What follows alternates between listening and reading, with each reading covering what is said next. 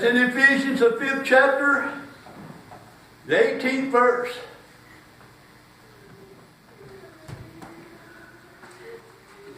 You'll say, well, this verse is talking about drinking.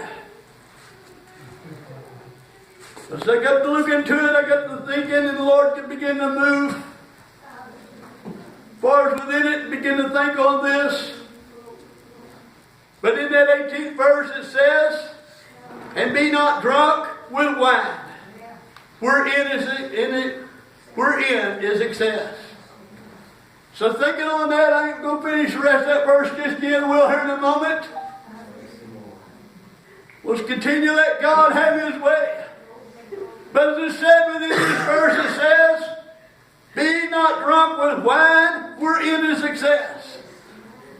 I got to thinking about farming in the world today, and not with just the natural wine that people drink and gets drunk, but using it as a thought and illustration. People as begin to take and get drunk on it.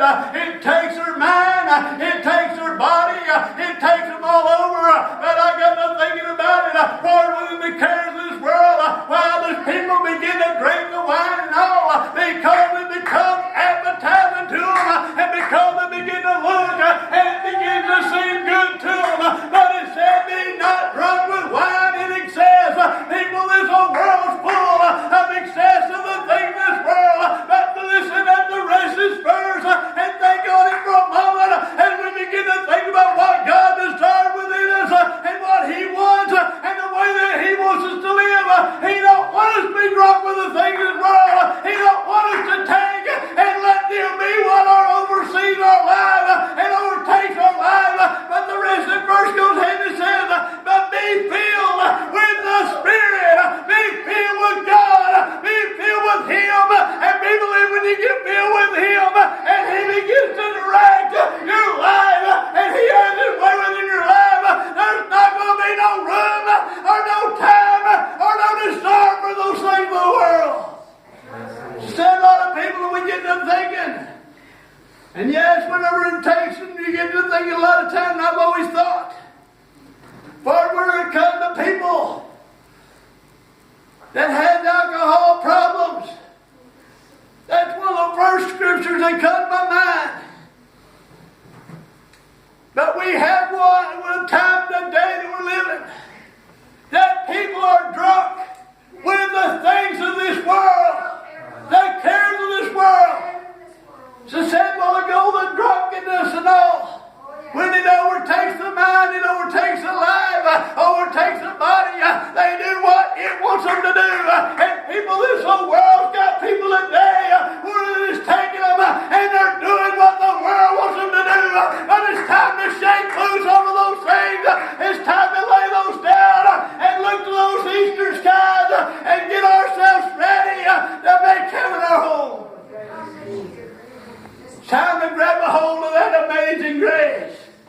It's time to get ready to fly away. It's time to look to the Lord. But it said, be not drunk with wine. I don't know a whole lot about alcohol. But if I ain't mistaken, alcohol, whenever it comes to the wine, I could be wrong on this, and if I'm wrong, you tell me. But if I ain't mistaken, the wine and all is one of the harder liquors. It's one of the harder liquors. People, the things that this whole world's got people involved in, is the hard things of this world. I know I've talked a lot about it now, but yes, the world's talking a lot about it. One of the hard things of this world is the lifestyle that people's getting into and the things that they're beginning to let overtake their life. They're getting so involved with them and they're doing it in excess. They're more than it's involving everybody else. And when people get involved with the alcohol and all this world, it don't just involve that person, but it involves that whole family. It involves everything they get around. But it's time that we push all of the world back and get involved with the Lord. And as I said, get our eyes upon the Lord, toward that eastern sky, and get ready to get out of this whole world. Letting God have His way within our life. Being filled the Spirit. The day that we're living. Folks, you're not going to make it just on a salvation life. You're not going to make it just on a sanctified life. But it's going to take being filled with heaven's sweet Holy Ghost and not a form.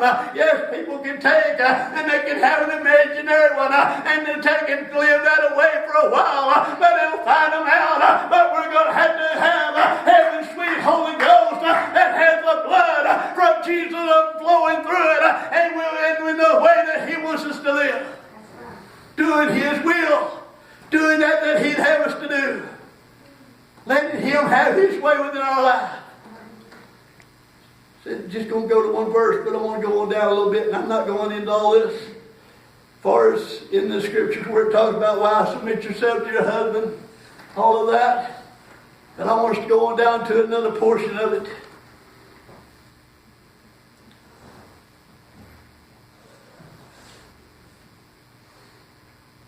Go ahead and start with the 29th verse. It says, for no man ever yet hated his own flesh, but nourished and cherished it, even as the Lord the church.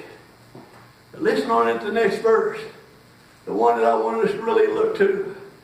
So for we are members of His body.